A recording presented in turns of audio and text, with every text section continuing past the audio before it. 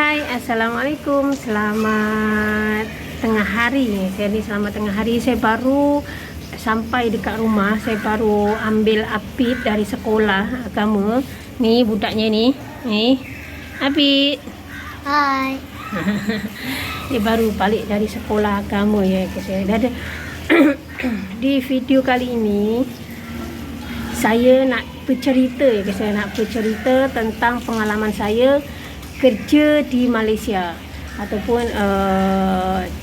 kerja dengan orang Cina. Saya dulu kerja dengan orang Cina ya guys. Jadi pengalaman saya kerja dengan orang saya kerja dekat sini tu pertama kali saya kerja tu di Kelantan ya guys. Saya pertama kali kerja di Kelantan dan memang saya tahu dari ejen, sebab ejen tu bagi tahu kerja di restoran gitu, kerja di restoran Cina gitu. Tapi kedai itu halal ya guys, kedai mi gitu ya guys.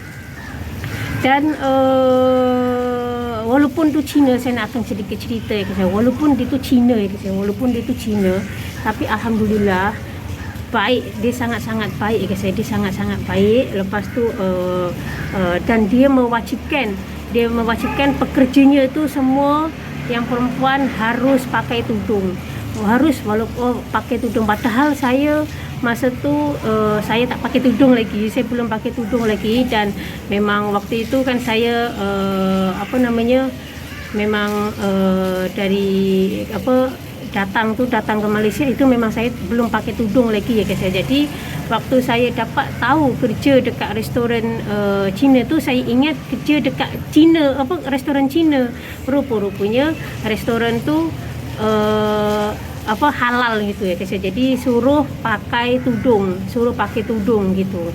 Semua yang perempuan tu semua pakai tudung gitu ya guys. Dan dekat situ saya kerja dekat Kelantan tu 2 tahun ya guys, 2 tahun. Tapi syarikatnya tu banyak dia punya cawangannya tu banyak, restoran tu banyak ya guys. Restoran tu banyak. Jadi saya dipindahkan dekat negeri-negeri lain, contoh macam dekat Selangor, lepas tu dekat Penang, Kedah, Alustar, Perlis, lepas tu dekat Negeri Sembilan, lepas tu dekat Terengganu saya pun pernah juga. Jadi saya tu hampir merata menjelajahi di Malaysia kerja gitu ya guys. Dan masa tu memang gaji tu sikit, sebab biasalah kan ikut ejen. Jadi semua tu fasilitasnya tu ditanggung dengan majikan, macam tempat tinggal, makanan, lepas tu barang-barang keperluan kita itu semua ditanggung ya, macam sabun mandi lah apa semua itu ditanggung ya. Cuman dia hanya bagi gaji tu, jadi gaji tu bersih gitu ya. Gaji tu masa tu memang tak sampai 1,000 lah kan, sikit je tu. Saya kerja tahun 2005, 2006, 2007 dan 2008. Saya kerja tu 4 tahun. Saya kerja 4 tahun dekat situ.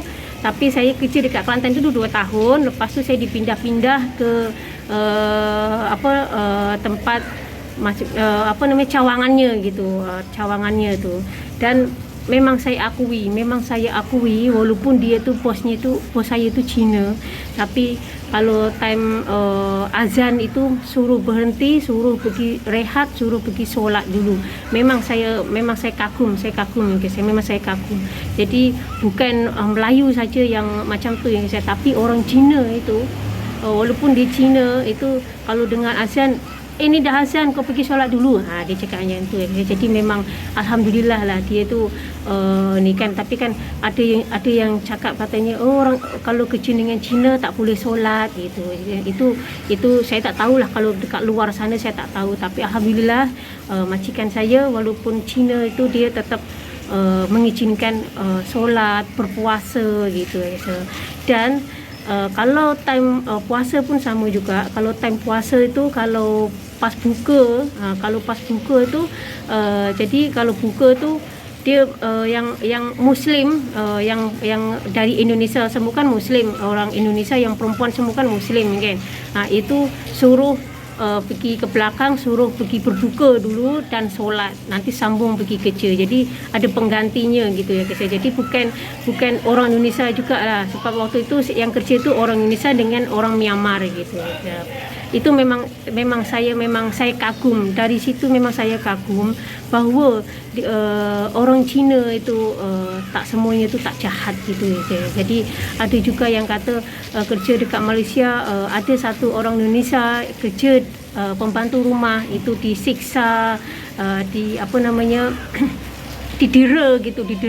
Ada juga, memang ada, memang saya akui memang ada ya guys. Memang ada yang baru-baru ini pun ada juga yang dikurung dekat balkoni, itu pun ada juga ya guys. Tapi kan mungkin nasib dia gitu. Tapi alhamdulillah saya, walaupun saya kerja dengan Cina, bos saya itu memang baguslah, memang saya baguslah guys. Jadi saya memang sampai bila-bila saya akan ingat dengan dia gitu ya guys. Dan kalau time raya ni, saya akan cerita time raya ya guys. Time raya Islam, time raya Islam itu akan semua pekerja tu cuti. Lepas tu dikasih hadiah untuk pergi ke mana-mana gitu. Contohnya macam tahun ini pergi ke Genting, lepas tu tahun depan pergi ke Melaka, tahun depan dekat Langkawi gitu ya guys. Jadi memang semua pos yang tanggung, termasuk hotel apa semua makanan itu pos yang tanggung ya guys. Memang pos yang tanggung gitu. Tapi kalau time raya Cina itu kerja, time raya Cina itu kedai itu buka. Tapi dia punya bonusnya memanglah kalau time bonusnya tu gaji 2 bulan.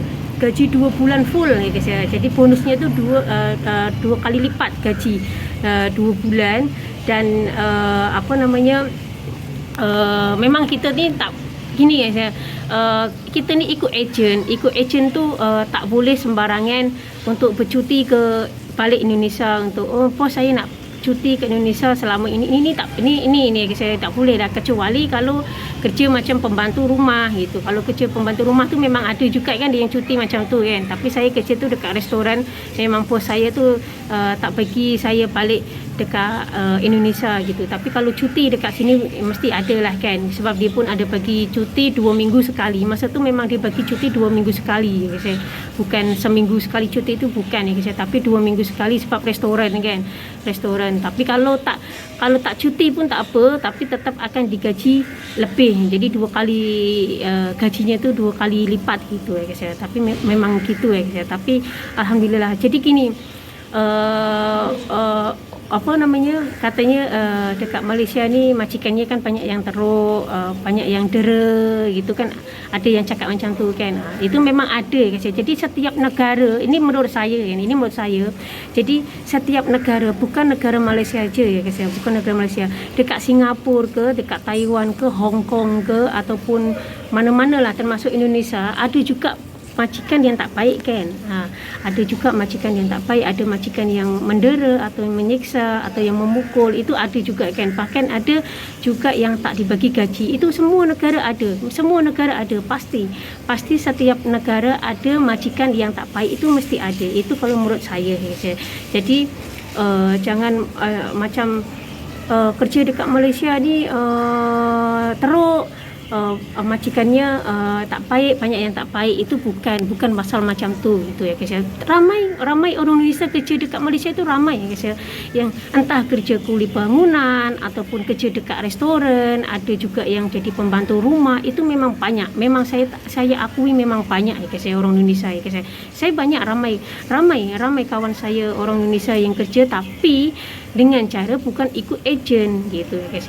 Kebanyakan tu tak ikut ejen. Kalau dulu saya memang betul-betul ikut ejen, jadi dikawal dikawal tempat lepas balik terus langsung ke rumah, jadi tak boleh pergi sembarangan gitu ya guys. Tapi kalau yang tak ikut ejen kan bebas, jadi kena cari rumah sewa sendiri, lepas tu bebas gitu. Okeylah, itulah cerita saya, pengalaman saya, cerita tentang pengalaman saya selama saya kerja di Malaysia gitu ya guys ya. Dan terima kasih yang selalu mendukung saya, terima kasih yang selalu mensupport saya buat tentang apa namanya pengalaman gitu ya guys ya. Tapi maaf untuk hari ini saya tak boleh ngevlog di tepi-tepi, apa maksudnya di luar-luar itu saya ni ya guys ya, sebab lagi sibuk. Semalam pun saya nak buat video, saya dah buat video semalam ya guys ya, tapi bila saya edit itu kehapus, jadi tak jadi. Okeylah, itulah cerita saya hari ini. Terima kasih yang sudah menonton saya sampai habis. Semoga kalian semua diberikan kesihatan yang baik, dilancarkan rezeki dan dipermudahkan segala urusannya. Amin. Terima kasih. Bye. Assalamualaikum.